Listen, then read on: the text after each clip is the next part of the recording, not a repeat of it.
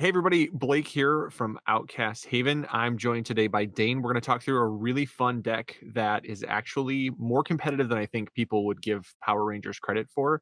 Dane has been working on this deck for a while. We went through a bunch of iterations separately, and ultimately he landed on this one. It made top 16 at one of the Gen Con webcam events, which is really cool. So we're going to talk through it. We're going to show you the deck. We're going to explain everything. And I've got Dane here with me. Dane, you want to say what's up? Yeah. Hey everybody, how you guys doing? So really excited to share this with people because if you're anything like me or Blake, then you don't necessarily love net decking and grabbing like the most powerful thing out there and just running that. You like to mess around yourself. And this is one of those instances where something I was messing around with actually came to fruition and felt really, really good and competitive at that Gen Con tournament and had a lot of fun with it. So hope you guys do too.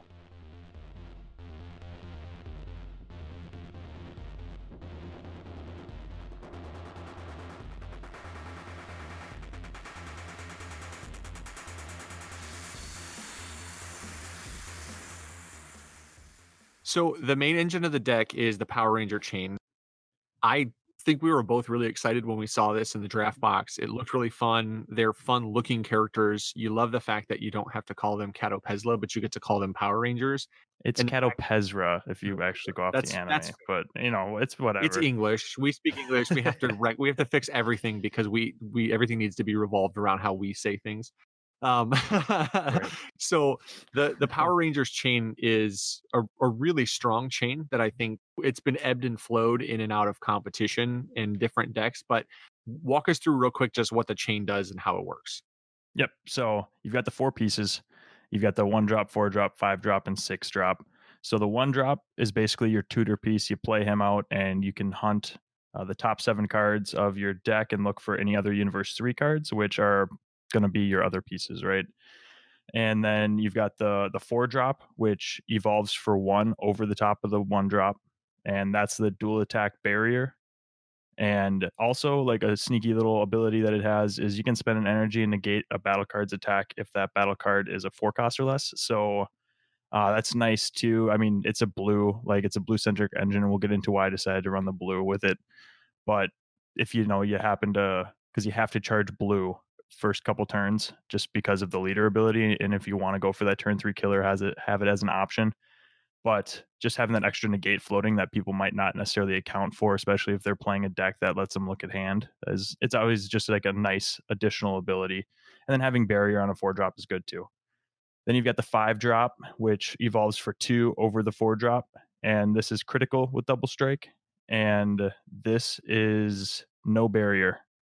So this is your most fragile point in the chain, and we'll get into why the engine that I decided to run, or the other pieces that I decided to run the deck, sort of fixed this gap in it and actually made it playable. If there weren't some of these cards that were released that we'll get into later, this deck probably wouldn't have actually brought it to Gen Con, but I felt like it had actually a good enough answer to a lot of the counterplay meta that was in existence. So the five drop, when you play it, you also get to draw a card and choose one of your opponent's battle cards and send it to their warp, which is fantastic. And then finally, for one, you can evolve the six drop over the five drop. And this basically gets all of the aforementioned keyword skills. So it's got critical, double strike, dual attack, and barrier. And then when you evolve this card when you evolve the five into the six, you get to restand that card. So switch it back to active mode. So that's the chain. And the last two pieces in that chain are both double strike crits. So being able to just take that much life and not give it to him for hand. There were games fairly regularly where I wouldn't even go for early swings. I'd just leave the four standing because there's so many like counter attack, like especially like that Yamcha running around. If I was running red, especially swinging with that 15K body that could just get popped with a counter attack. I would say that the big thing with this deck is definitely knowing your matchups and what exists as threats to your game state in the decks that you're playing into. So that's the one thing that there's a little bit of a skill cap to it where it's important to know what's out there running around in the meta. Yeah, I think Wolfang Fist is kind of the bane of its existence when the four drop comes out if you're not careful. I think all the Yeah. counterplay is, like you said, and we'll talk about why it's important to have the blue package. But first off, I want to talk about the leader of choice that you went with. You went with the Yeah. Dende Wish leader. I was playing the Shenron Wish leader, and then we had a teammate, Jason, who played the Hatch leader for a while. And I think they all have their strong points. I think the one thing personally I realized was as good as Shenron was at rushing them out and then also giving like a boost to the final attack, like his ultimate basically made it a kill more deck. And I think that's where I kind of looked at your version versus my version and realized that your version was better was mine was kill more. Chances are if someone's getting killed by the 6 drop on turn 3, then getting killed by one extra attack or an extra 10k doesn't really mean a whole lot. The difference is the blue package that you're able to run with Dende as a blue wish leader really really makes the deck strong. And then the ultimate on the backside is pretty crazy. Yeah. Yep. So I know when we first saw the Power Rangers, we kind of all decided that we were going to test a couple different leaders and see just like the best way to actually run them. And I always tend to, in my deck building, lean a little more mid rangey. I wanted a little more control and realized when I was looking for that, that Dende actually opened up a door for a really aggro version too. So it gave you fairly consistent turn 3 kill as long as you have your Dragon Balls and you're able to awaken and pop that off. Like if you know it's a game that's not going to go long, or if you give them another turn or two, it's just going to destroy you. You've got that option to just use his ultimate, restand 2 blue energy, and use those 2 energy to either finish out your evolves a turn early instead of leaving them on board where they can get, affected on your opponent's turn. Having that option really came in clutch for a couple different games at Gen Con. Yeah, it was interesting because I think what we realized was Shenron was just literally trying to always win by turn 3. Hatch was trying to win by turn 47 because that's what Hatch does. But Dende fell right in the middle and gives you an opportunity to win by turn 3 if the stars align, which they typically do pretty well. But then it also gave you the opportunity to play a little more control. So let's talk about the blue package because obviously blue is control. It gives you a chance to play more things that slow things down. Obviously, you have the number one put it in all blue decks cards like Dimension Magic and Senzu Bean. You're going to start there because that's really good. In this deck, especially, Senzu Bean is really good because you're trying to be as energy efficient as humanly possible. Yep. But then the super combos and the other pieces are also really interesting just because they give the deck another layer of complexity. Yeah. So there are definitely some blue pieces that came out with the most recent set that basically are the reason that this was playable. So the main piece being God Sealing Technique, but that obviously needs the proc off of Zeno. So Zeno and God Sealing are definitely the all stars of this deck in the meta as it stood for Gen Con. So being able to protect that 5 drop, because there's so many battle card counterplays that would come out, and primarily Frieza, that green counterplay. When you play him, it just destroys your chain. So being able to on that 5 drop play hold the God Ceiling and know that if they try to counterplay that you're going to be able to just say, okay, you don't actually play that card. That feels really good because all you need is that one window protected.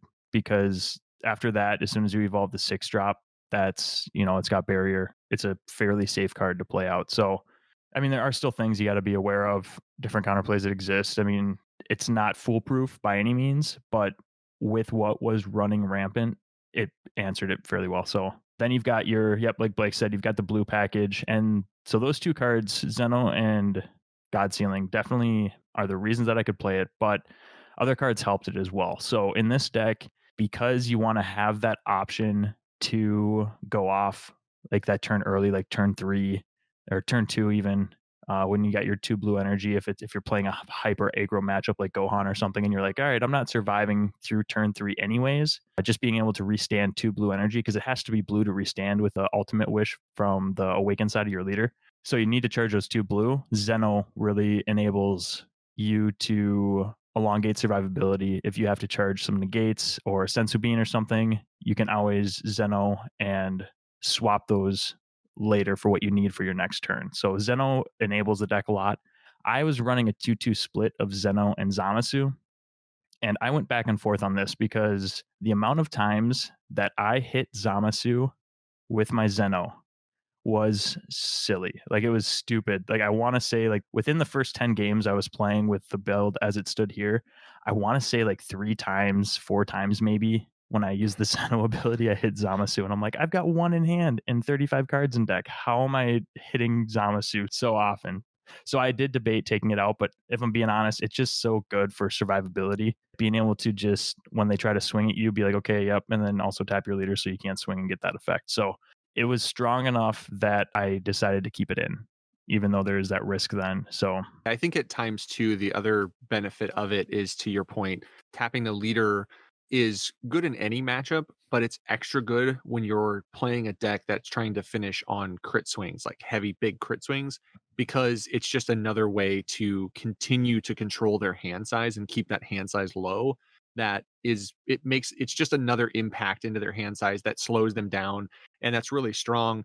I think the point you made about Zeno and God Sealing is probably, like you said, the thing that made the deck playable for Gen Con because it allows you to do things that you couldn't do before, things that I couldn't do, which is protect my 5 from charismatic villain, but also helps you with topo. If they're trying to stall you a turn with topo, you're able to bounce topo and yep. give them the negate, but not let them destroy your hand in return, which isn't obviously a huge deal because you're a wish leader.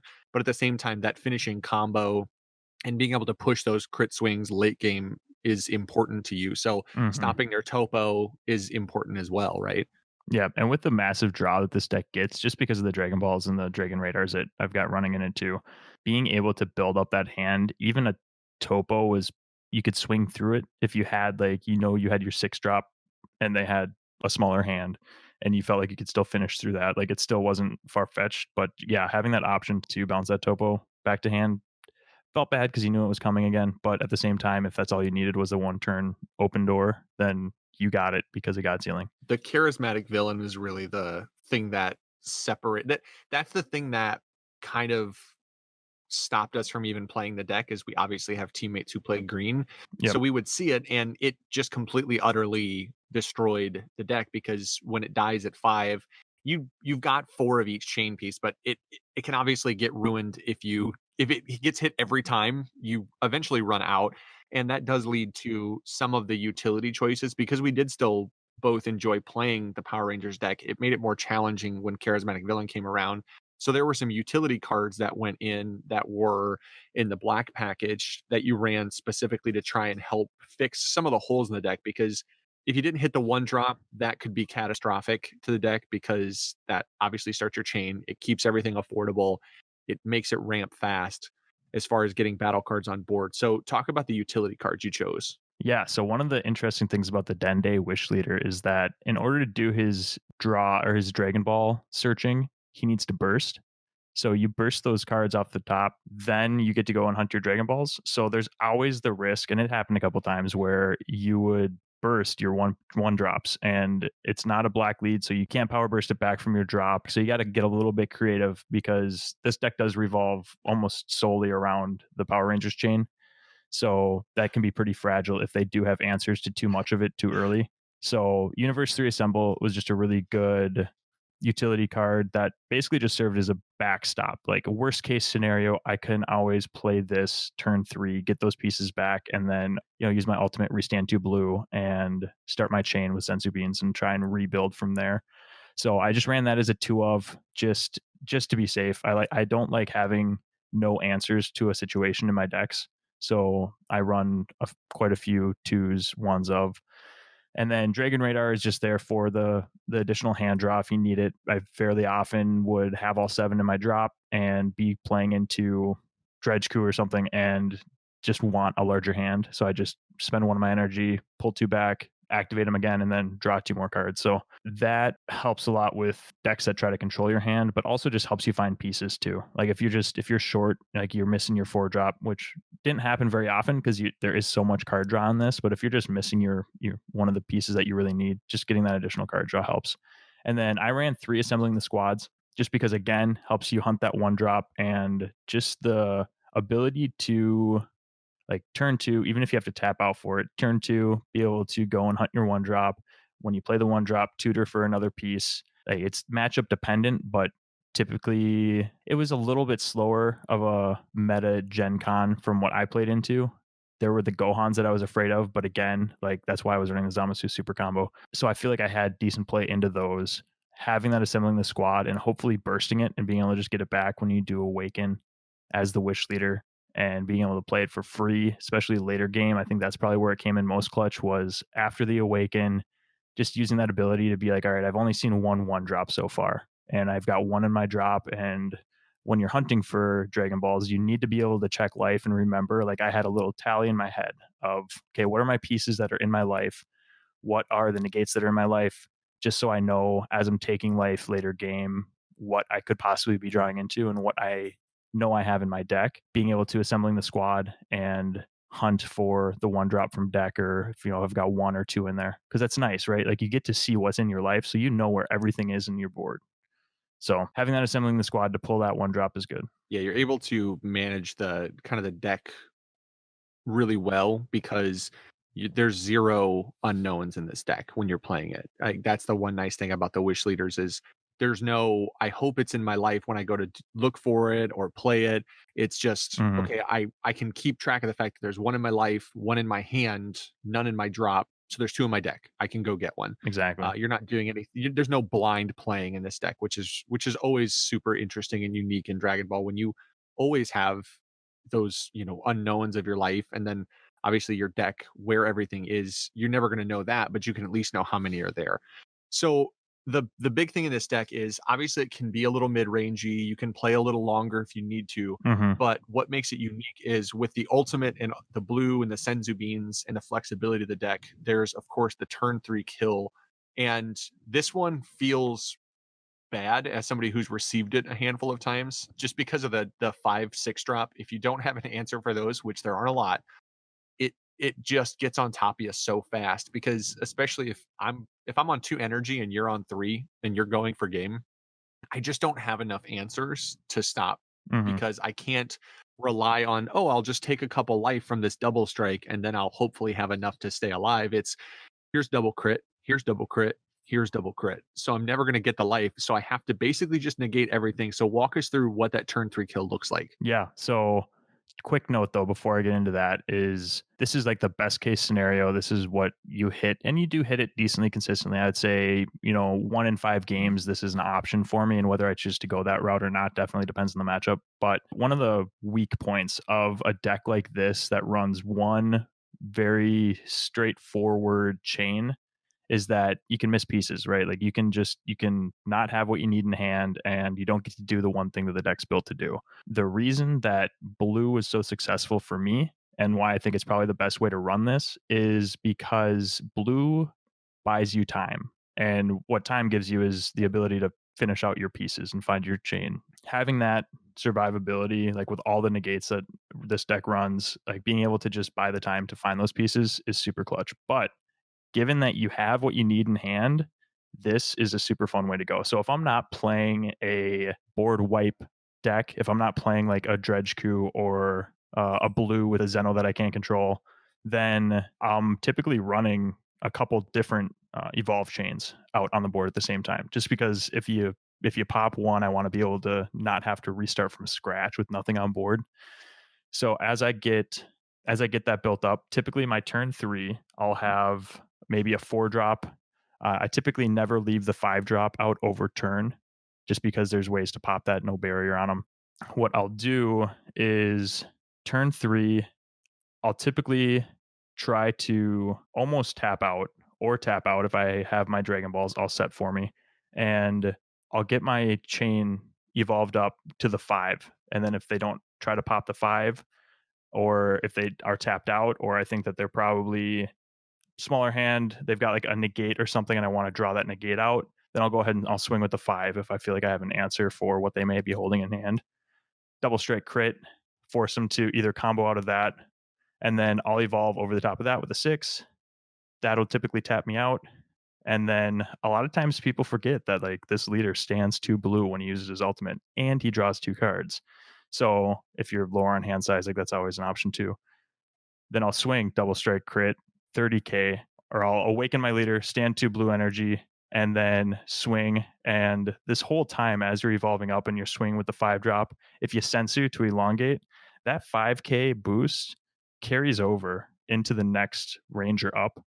So very consistently, I was swinging for like 40K double strike crit because my 6 drop had 2 plus 5Ks on it from the sensu beans. Being able to swing that much, knowing that you're not giving them cards, and knowing that it's an option to go a second chain up if you need to. Just getting those 2 blue energy restood and the 2 card draw is insane. And the nice thing about this deck is that you see almost your entire deck. Like it's very common. It was very common for me to win with less than 10 cards in my deck left. So it's super nice to know that you're going to see pretty much everything. Yeah, the deck is really good because it's so efficient. Obviously, evolve chains and swap chains and things in this game tend to be really efficient, but this one, throwing a couple barrier pieces in there is makes it even stronger because they're harder to deal with. They're more of a challenge to get to work around. And I think the 5 is a perfect balance. I love that they didn't give it any sort of protection because it challenges the skill cap of the player not to just pay 1, pay 2, pay 1 and go all the way from 1 to 6 without being able to be touched by a lot of stuff.